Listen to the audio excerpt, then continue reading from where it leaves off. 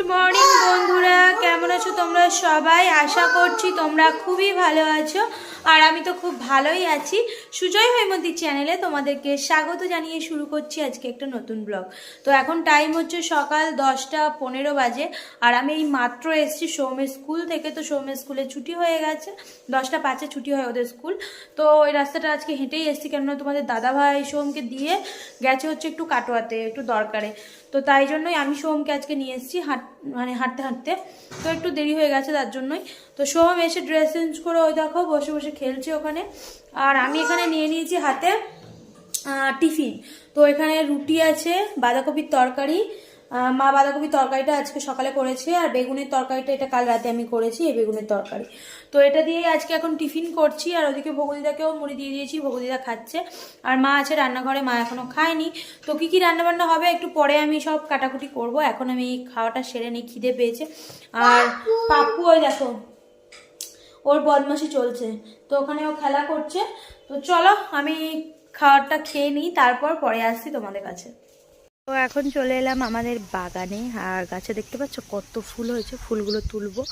আর কি হাওয়া দিচ্ছে দেখো, প্রচুর হাওয়া দিচ্ছে বাগানে।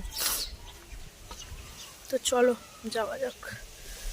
এই দেখো এই গাছেও কত ফুল হয়েছে, আর ওদিকে রক্তগাঁদা গাছে তো প্রচুর ফুল হয়েছে, দেখাই চলো।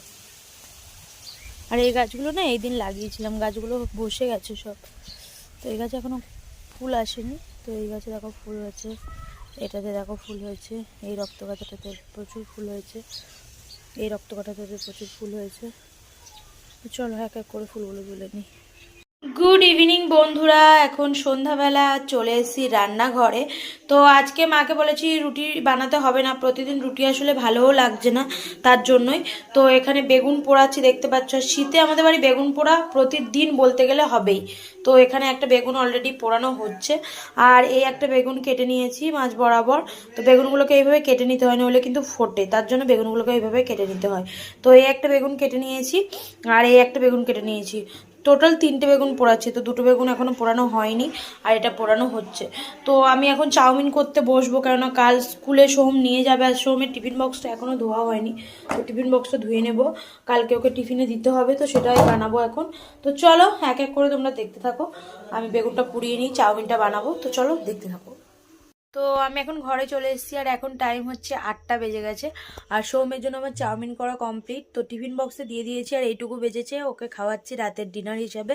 তো এটাও খেয়ে নিচ্ছে, আর কাল সকালে টিফিনে দিয়ে দিয়েছি, ওটাও স্কুলে নিয়ে যাবে, টিফিন টাইমে খাবে। তো এখানে আমি ওকে খাইয়ে দিচ্ছি, দেখতেই পাচ্ছ ওর পাপার টুপিটা পরে বসে আছে, তাকায় দিকে। তোর পাপার টুপিটা পরে বসে আছে, তো দাদা ভাই ওইদিকে ব্ল্যাঙ্কেটের ভিতরে ফোনে এডিট করছে, কি সব করছে। আর আমি এদিকে টিভি দেখছি, কিন্তু সোমকে খাইয়েই আমাকে যেতে হবে পেঁয়াজি বানাতে। তো আজকে যেহেতু আমাদের মুড়ি বললাম তোমাদেরকে, তো সেটারই আয়োজন করতে যাব। তো চলো আমি এদিকে সোমকে খাইয়ে নিই, তারপর রান্নাঘরে গিয়ে তোমাদের সাথে দেখা হবে।